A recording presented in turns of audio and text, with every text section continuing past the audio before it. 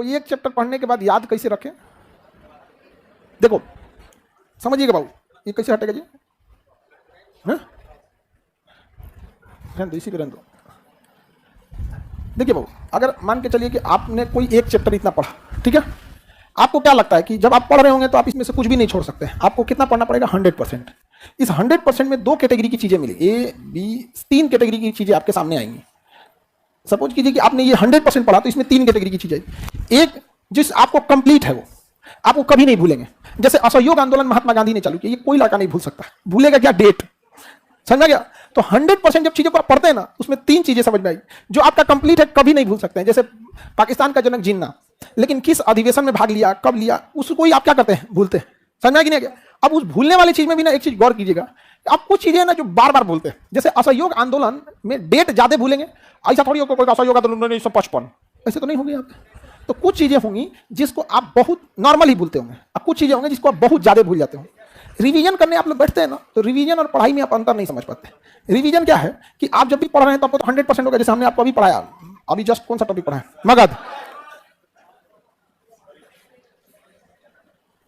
जैसे आपने क्या पढ़ लिया? मगध। आपको क्या लगता है मगध में आप बिंबिसार को भूल जाइएगा, लेकिन उसका कहां कहां क्षेत्रफल विस्तार किया ये भूलिएगा। तो आप डिसाइड कीजिए कि किस चीज को आप कभी नहीं भूलिएगा, उस पर ध्यान मत दीजिए, उसको हफ्ते में एक बार ऐसे देख के निकल जाइए। कुछ चीजें जिसको आप पक्का भूलते होंगे और फ्रीक्वेंटली भूलते होंगे, उसके नीचे ही अंडरलाइन किया कीजिए। उसके नीचे क्या कर लिया? हल्का सा अंडरलाइन कर लिया, बस वही चीज आप भूलते। रिवीजन जब भी करने बैठिए तो इस 100% का केवल 20% रिवीजन कीजिए।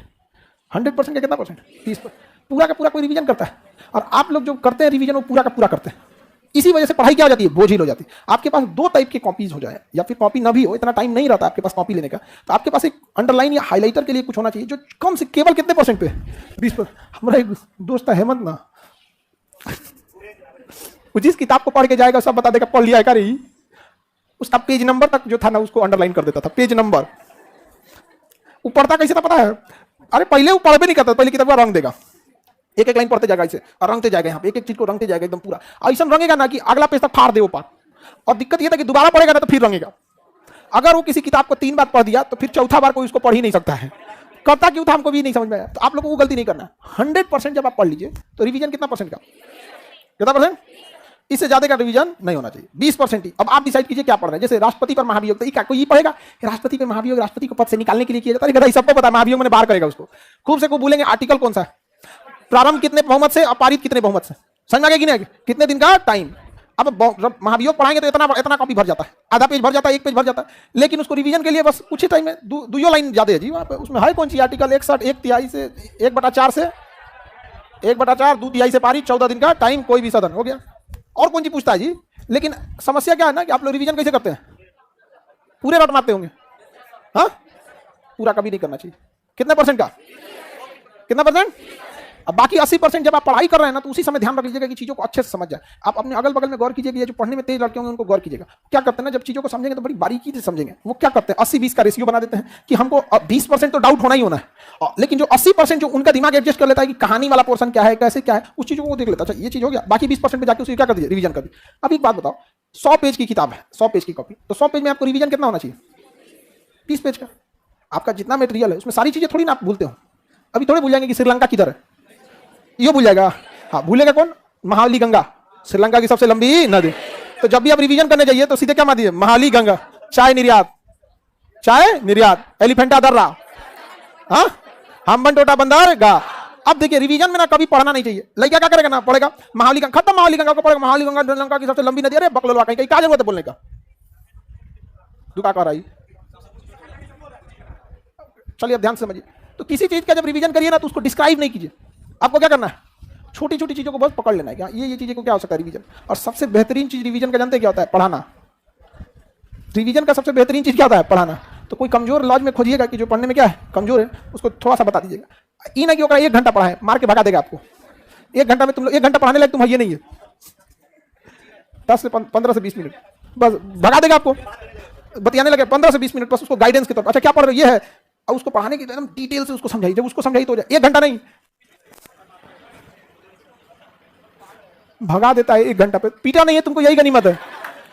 कितना मिनट? 15 से 20 मिनट बस, और उसके बाद 15-20 मिनट के बाद हट जाना है यहाँ पे। आप देखते होंगे ना कुछ कुछ लोगों का फोन नहीं उठाते होंगे देखने के बावजूद, जानते हैं क्यों? दिमाग बहुत चाटता है, रखबे नहीं करेगा फोन, फिर कुछ 5 मिनट बाद आएगा, 10 मिनट फिर करेगा और सब हाँ सब ठीक ठाक, फिर कहेगा और सब ठीक ठाक। समझा? आप लोग ज्यादा सिस्टर को 1 घंटा, सिस्टर 1 घंटा आप पूरा दे सकते हैं, लेकिन ऐसे रूम पार्टनर वगैरह को ज्यादा समय नहीं, कितना 15-20 मिनट बहुत है।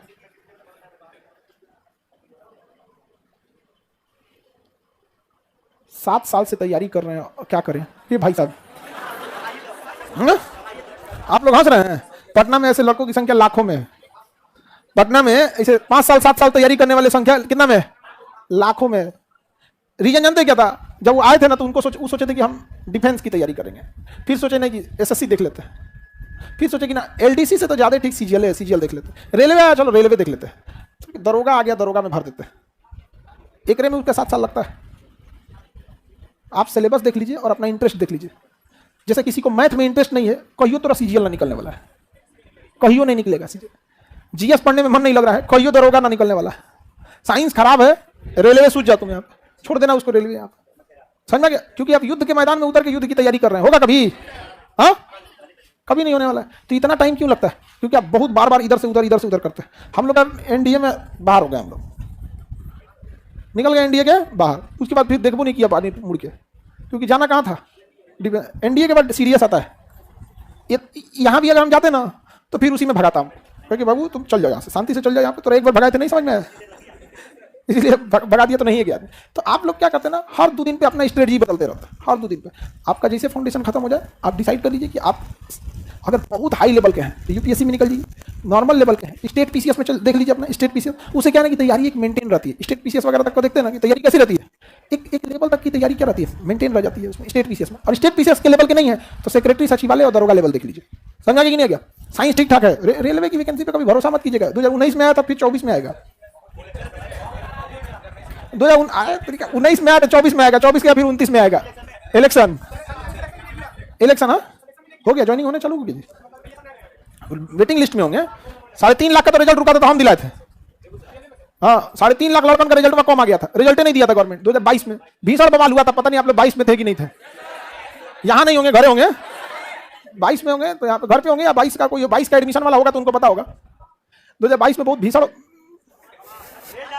बवाल हो गया था, बहुत जबरदस्त हो गया था। वहां पे लगभग 3.5 लाख लड़कों का रिजल्ट को क्या कर दिया गया था, रोक दिया गया था।